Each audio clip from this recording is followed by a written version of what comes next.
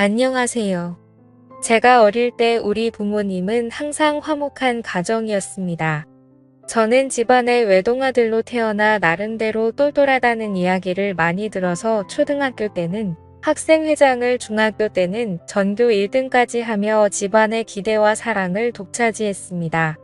하지만 그러한 행복도 잠시였을까요?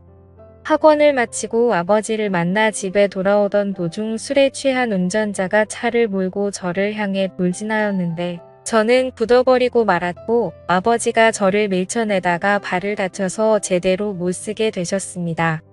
저희 아버지 취미가 절인 3종 경기였습니다. 그토록 건강하고 활발하셨던 아버지는 그날부로 한쪽 발을 제대로 못쓰게 되셨고 제가 알기로는 허리와 하반신까지 장애가 생긴 걸로 알려져 있습니다. 거기다 엎친 데 덮친 격으로 사고를 낸 운전자가 홀로 사는 가난한 사람이다 보니 아버지 사고에 대한 보상금을 전혀 받을 수 없었고 운전자는 그대로 감옥에 들어갔습니다. 그렇게 집안의 가장이던 아버지가 일을 못하기 시작하자 집은 점점 빚의 수령에 빠져들었고 아버지는 그런 와중에도 어쩔 수 없이 뭐라도 하겠다며 일을 하러 다니셨습니다. 장애인이 되고 나서 다니던 회사를 그만두고 아버지는 수액을 맞아가면서 일하시던 아버지를 보고 엄마의 히스테리가 점점 심해지더니 결국 엄마도 쪼들려가는 가정 사정 때문에 밖으로 나가 돈을 벌기 시작했습니다. 저도 더 이상 옛날처럼 공부를 위해 학원을 마음 편히 다닐 수가 없게 되어서 집에서 혼자서 공부를 하고 살았었지요. 그때를 생각하면 가장 기억에 남았던 건 화장실이었습니다. 저희가 이사간 새로 들어간 집은 화장실이 없었습니다. 큰 볼일을 봐야 할 때는 항상 1층 집으로 내려가서 화장실을 가야 했고 작은 볼일은 유광이나 페트병에 볼일을 보고 아침에 버리고 했을 정도로 저희 집 사정은 한순간에 정말 빈약해졌었죠. 그러던 중 어느 날부터 항상 저녁이 되면 엄마와 아빠가 다투는 소리에 자다가 깨어날 때가 많았습니다. 알고 봤더니 엄마가 남자가 생긴 거더라고요.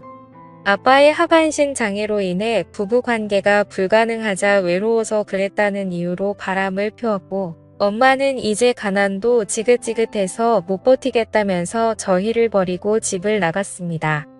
아직도 또렷하게 기억하는 것은 저희 아버지가 바람을 피우고도 뻔뻔하게 나가는 엄마를 부여잡고 저를 데려가라고 부탁했습니다. 적어도 장애인인 자기보다 더 잘 키울 수 있지 않겠냐는 말에 저를 한번 쓱 쳐다보더니 만나는 남자가 애 딸린 거 싫어한다면서 뿌려치고 나가던 그 모습이 어제 일처럼 생생합니다. 아빠는 울면서 저에게 말했습니다. 아들아, 이 모든 일이 이 아빠가 부족해서 생긴 일이라고요. 저도 정말 너무 힘들었습니다. 아버지 사고 난 날 제가 바보처럼 가만히 서 있지만 않았더라면 이런 일이 애초에 생기지 않았을 텐데라는 생각이 들었죠. 저 때문에 이 화목했던 가정이 모두 파괴되고 엄마마저 저를 버리게 만든 거라는 자책감에 빠졌었죠. 아버지는 그럼에도 불구하고 자포자기하지 않으시고 항상 저에게 좋은 말만을 하셨습니다. 누군가를 미워할 시간에 자기 자신을 탓하고 그걸로 발전해야 한다고. 남을 탓하고 제자리에 머물러 있으면 절대 사람이 발전할 수 없다던 아버지. 저보다 더 인생이 고달프시고 아버지를 보며 정말 독하게 공부를 했습니다. 학생의 신분이니 공부만큼 할 수 있는 게 없었습니다. 아버지가 어렵게 벌어오신 돈으로 저는 코피를 줄곧 흘리면서 죽을 힘을 다해 공부를 하고 쉬고 싶고 놀고 싶을 때마다 항상 아버지와 저를 벌레처럼 쳐다보며 떠나던 엄마의 눈빛을 떠올렸습니다. 그렇게 고등학교에서도 최상위 성적을 유지한 저는 수능 시험에서도 높은 점수를 받아 서울 최상위 대학교에 진학하게 되었습니다. 그때부터라도 아버지께 폐를 끼치고 싶지 않았기에 저는 과외를 하며 제 학비와 생활비를 충당했습니다. 군대는 생계 곤란 사유로 면제를 받게 되었고 그렇게 학교를 남들보다 일찍 졸업하여 기업에 입사하게 되었습니다. 제가 대학을 졸업하고 기업에 입사하던 날 저희 아버지는 이제 자기는 죽어도 여한이 없다며 펑펑 우시던 아버지를 제가 끌어안고는 무슨 말씀하시냐고, 그동안 아버지가 이 아들을 책임지고 이만큼 잘 키워주셨으니 이제 제가 아버지를 책임질 때라고 말씀드렸죠. 그때도 제 스스로 대학을 졸업하고 취직할 때까지 연애는 안 하겠다고 마음 먹었던지라 그 결심을 지켰습니다. 그렇게 기업에 입사 이후 저도 이제는 여자들에게 관심을 가지게 되었고, 아버지도 이제 대기업에도 취직하고 했으니 여자들도 좀 만나고 결혼도 해서 손자라도 안겨달라며 웃으면서 말하시더군요. 그때부터는 저도 삶의 여유를 가지고 일을 하며 누군가를 만나기 시작했습니다. 정말 공부에 집중할 때도 제가 원하지 않아도 여성들이 다가와 호감을 표현했습니다. 제 입으로 말하기 쑥스럽지만 나름 인기가 있었던 것 같네요. 아무튼 이런 영향 때문인지 취직하고 나서 만났던 여자들은 저를 사랑한다 했지만 제 아버지의 존재를 알게 되면 거리를 두게 되고, 그러다 몇 번의 헤어짐으로 이어지게 되자 아버지는 혼자서 자책을 하시며 저에게 자신 혼자 살아가면 된다며 우리 아들 앞길 막을 생각이 없다고 제발 이제 독립하라고 하더군요. 제가 사람인 이상 어떻게 그럴 수가 있겠습니까? 그렇게 시간은 금방 흘러 제 나이가 30이 넘어갈 무렵 나름대로 회사에서 인정도 받고 돈도 모으게 되어서 20평대의 아파트에 들어가게 되었고, 생활이 안정이 좀 될 무렵 지금의 아내를 만나게 되었습니다. 아내는 회사 동료의 소개로 만나게 된 여자였습니다. 그저 그런 지방대학 출신인데 집에는 돈이 좀 있는 여자였죠. 저를 처음 만나던 날 캐딜락 차를 몰고 나온 게 아직도 기억이 나네요. 하는 일도 없지만 차는 외제차 비싼 차를 몰 정도로 부를 과시하던 그녀.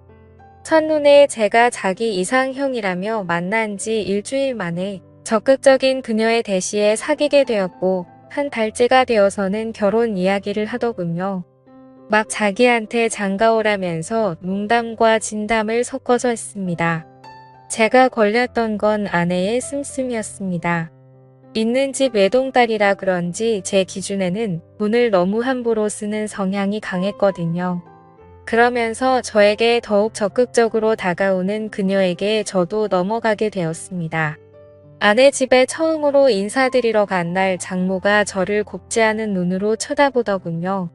자기 집이 어떤 집인데 하면서요.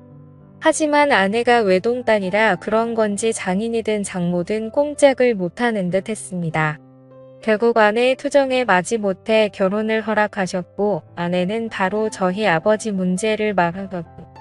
남편 아버지께서 거동이 좀 불편하시긴 한데 그렇다고 혼자서 아예 못 움직이시지는 않으셔서 괜찮다고 말이죠. 그때 당시에는 처가에서 별로 신경을 안 쓰시는 건지 별 다른 말이 없으셨고, 장인어른은 신혼집도 마련해주고 아버지의 일자리도 마련해드리겠다고 했습니다. 이후 아버지께도 조심스럽게 이야기를 드리니 이제 성인 아들이랑 사는 거 지겨웠다며 제발 나가라고 하시던 아버지.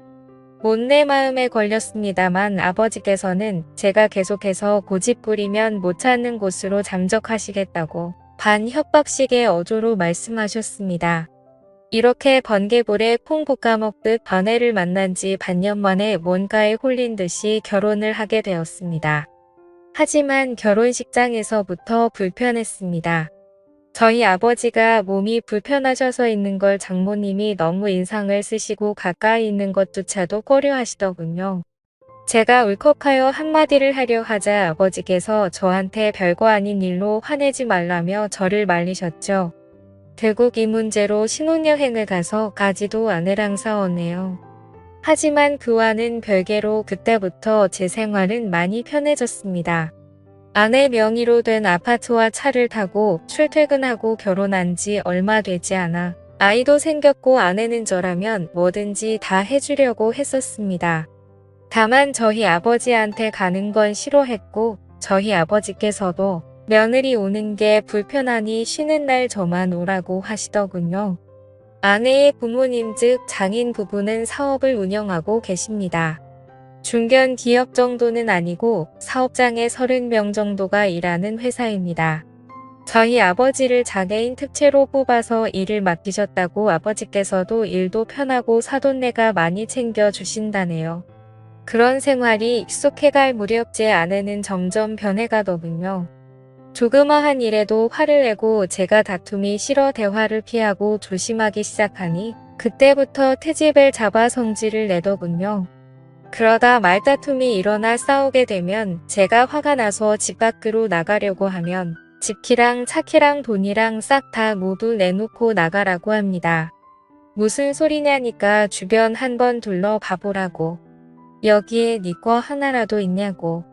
집도 내 집이고 차도 내 차고 돈도 니네 아버지랑 너 먹여 살린다고 쓴 돈이 얼만데. 다 내놓고 나가라고 소리치더라고요. 그러면서 이죽거리며 하는 말이 가관이었습니다. 네 주제에 지금 어딜 간다고? 그냥 내 밑에서 내가 시키는 대로 따르라고 하더군요. 자기한테 이렇게 함부로 대하면 곤란할 거라며 협박하던 아내의 이유를 알고 보니 결국 바람이 난 거였습니다.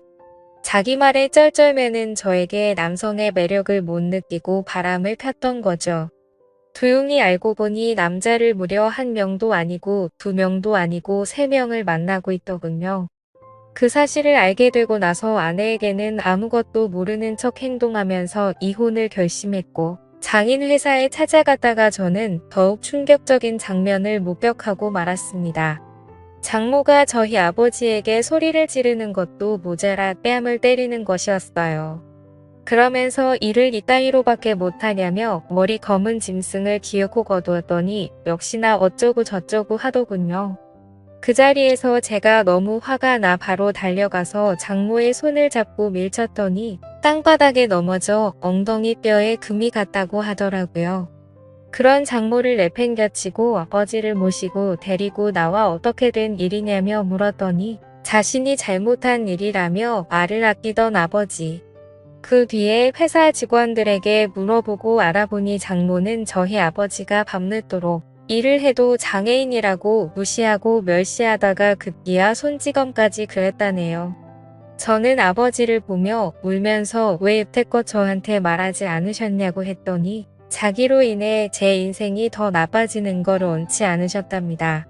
그 말씀을 하시던 아버지 말에 저는 정말 너무나도 죄송스러웠습니다.